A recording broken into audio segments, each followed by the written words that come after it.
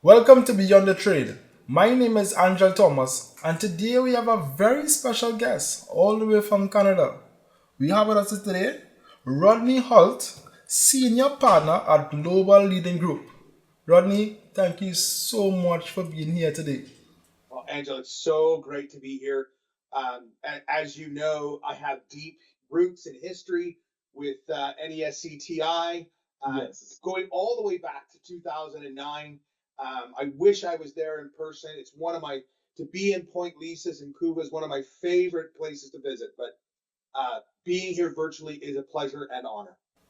Let's jump right into the meat of the conversation. So, blue collar jobs sometimes are looked down on. What is your perception or some of your thoughts on that?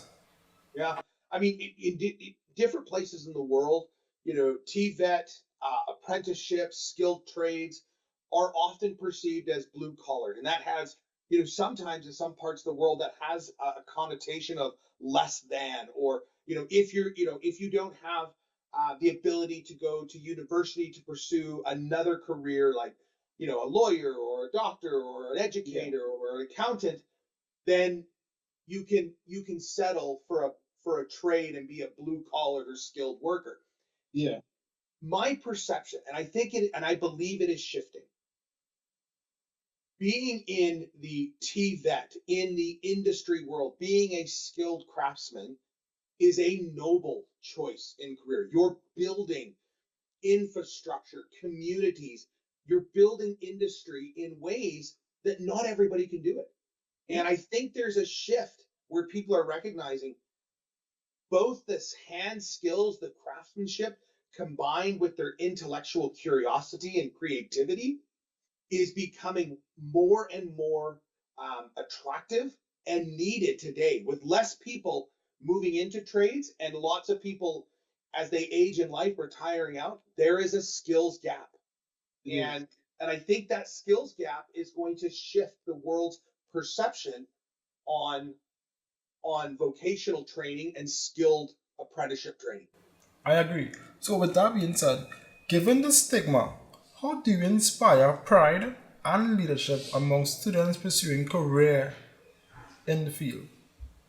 I think it's about expanding people's mindsets. I think it's about expanding the view and taking a step back and allowing them to see the impact of those skills and the contributions they make in society, in economies, in communities.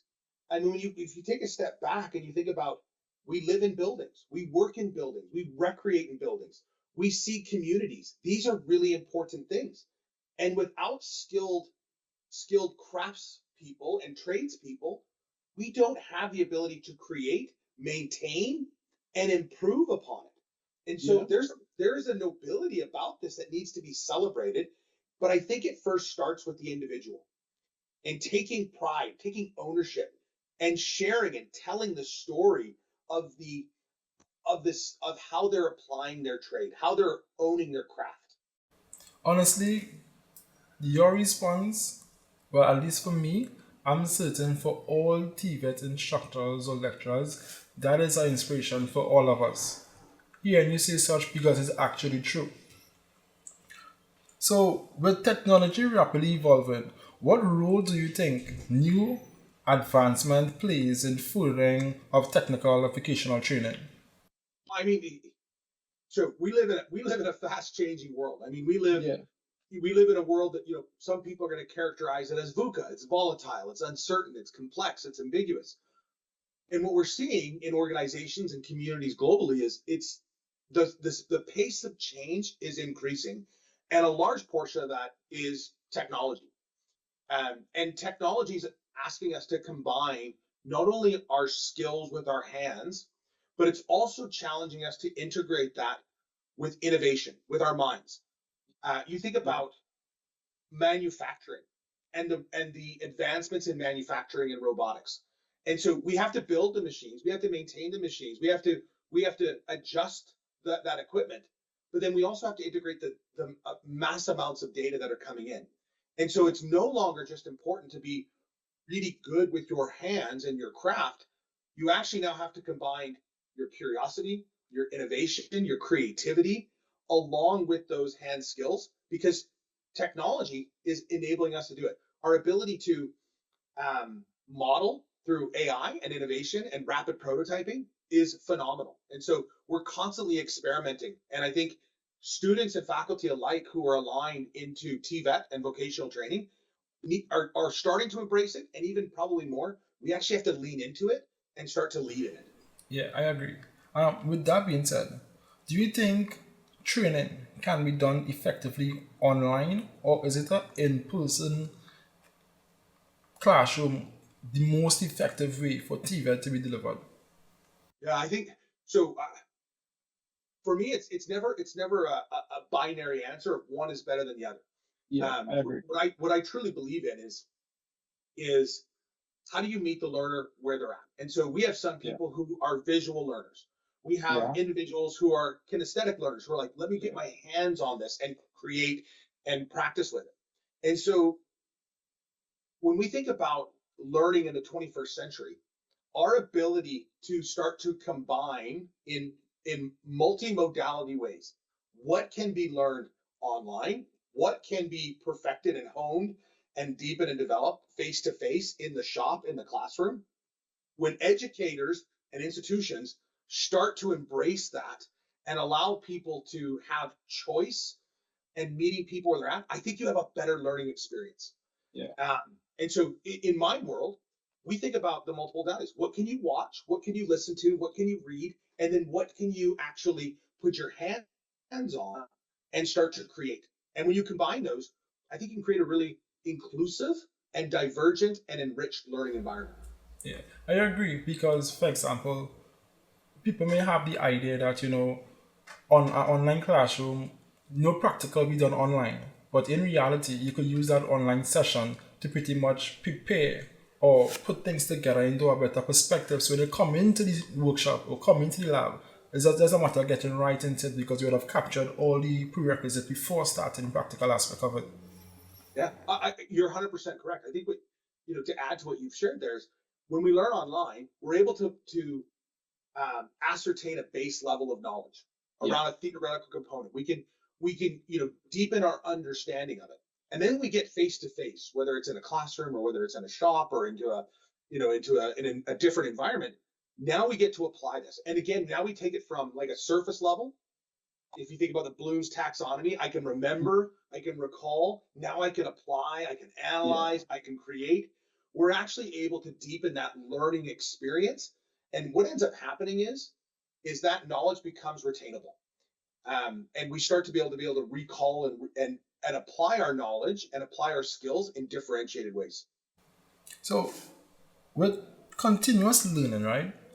Can continuous learning be, or would you say it is essential, especially for after graduation? Because, okay, I have some instances where I'll have some trainees call me, where it's like, sir, I would have graduated, I would have acquired all this knowledge. What do I do with it? So would you see, or would you say that continuous learning is something that is mandatory after graduation? Yeah, 100% yes. And in fact, I'm going to share with you a quote that I have on my wall. That's one of my favorite quotes. And it was said by Alvin Toffler. And he said, the illiterate of the 21st century won't be those who can't read and write.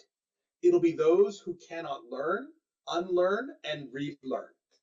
And so because things are changing, we have to have a learning mindset. We need to have a growth mindset, which says, as things change, I want to acquire new knowledge. yeah, I might have to unlearn some practices or some theory that may now be outdated and now learn where we're going forward.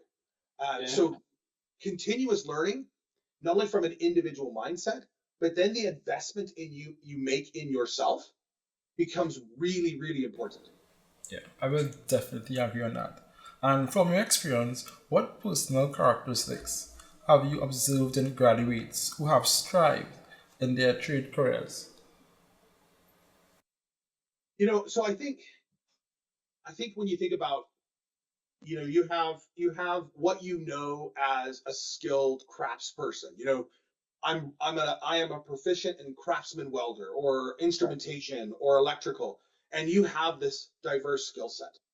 But when I think about the personal characteristics, and I have the privilege of working with so many different organizations around the world and working with their leadership teams, talking about their staff. And here's what I'm hearing and I'll call this groundbreaking research with organizations globally.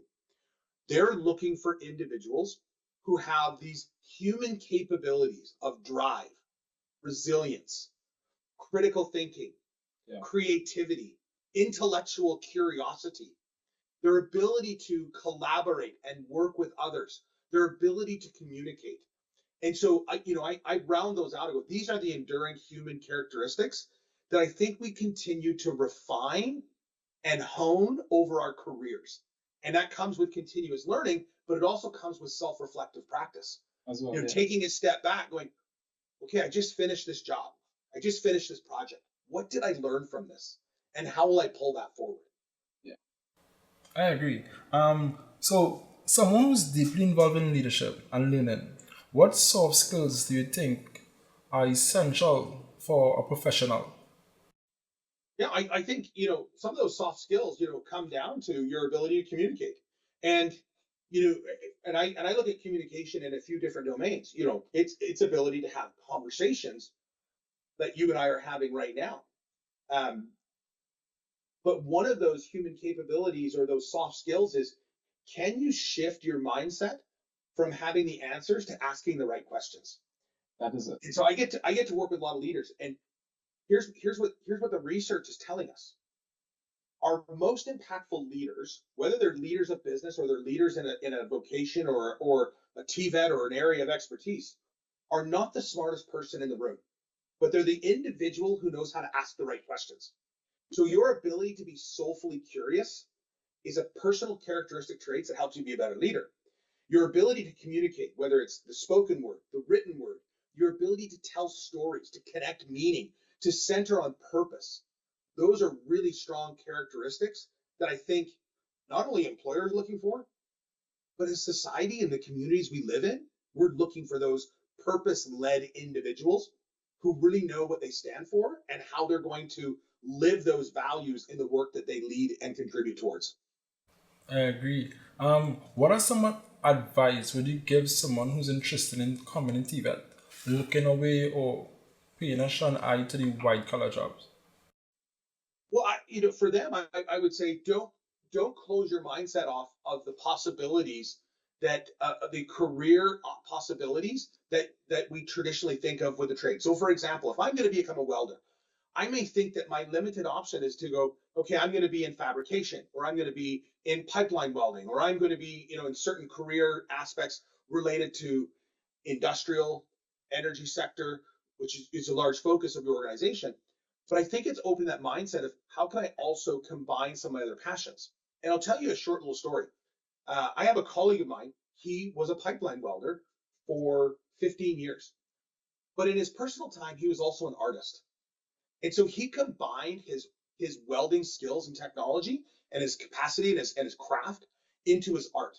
And on the weekends and evenings, he started getting scrap metal and welding some beautiful artwork, whether it was a bench or whether it was a vase of welded metal flowers.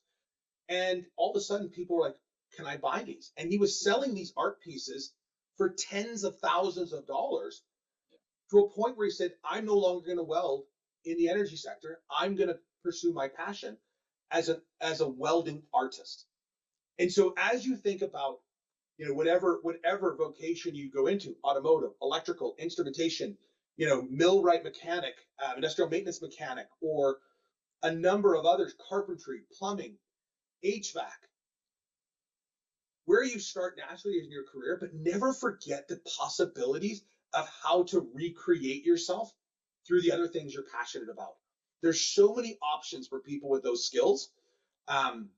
We just need to open our minds and be brave enough and have the courage to think about what's possible or what if. So most, I shouldn't say most, all of our experts that you would have had on the podcast would have mentioned passion. And passion was the number one thing that would have driven them throughout their start of their career. On a scale of 1 to 10, or the level of importance, how important would you say passion is when jumping or picking a career path? I mean, on a scale of 1 to 10, 11. As I work with leaders all over the world, the first thing that we help them do as leaders, whether they're individual contributors, whether they're first line leaders, whether they're senior leaders or executives, is what is your purpose? And your purpose, the power of your personal purpose is a combination of what are you passionate about? What are you compassionate about? And what are your superpowers, your strengths, or your expertise? And when you combine those three things about what do I care about? What excites me? And what are my skills? You start to hone in onto my purpose statement. And when you can work and live and contribute in an environment that aligns with your purpose, there's no higher level of motivation or satisfaction. For a moment, I feel like it was one of your sessions or one of your classes because you are spot on, and I certainly agree with what you were saying. So, just to close off, what advice or what you have to share with anyone that's jumping to TVET? Hmm. Uh, First of all, be curious. Ask as many questions as you can. Be soulfully curious. Second, find a mentor. Find somebody that you can ask those questions of and ask them to tell them their journey. Learn from them. Extract their experience. Always be learning. And then develop a set of resilient skills. And I think we undermine the importance of resiliency when you're when I say young, I don't mean young in age. I could be 41 and starting a new career. I could be 17 and starting, my vocational, my TVET training. But I think what's important is you develop a set of resilient skills that help you grind through, help you do the deep work and dig in. What will help you bounce back when you fail, and being willing to learn from mistakes. What I think organizations are getting more acceptable to iterative learning. There's three phrases that I often tell individuals at different levels of organization. Focus on consistency over intensity. Can you develop a consistent rhythm rather than intense moments and pulling away? Yeah. Can you value progress over perfection? Can you get better every day as opposed just to measuring the finish line? And then the third thing I tell people to consider is what are your fundamentals over fads? There's lots of new things that will come in, but what are your fundamental and foundational truths? And as you can live in those three statements, you can become very clear on your path and develop that resiliency to bounce back when there's a setback. Yeah, yeah. I will definitely take that advice as well. Rod, I'm sorry I'm not able to shake your hand, but I'm really glad that you were here today. I hope to see you soon.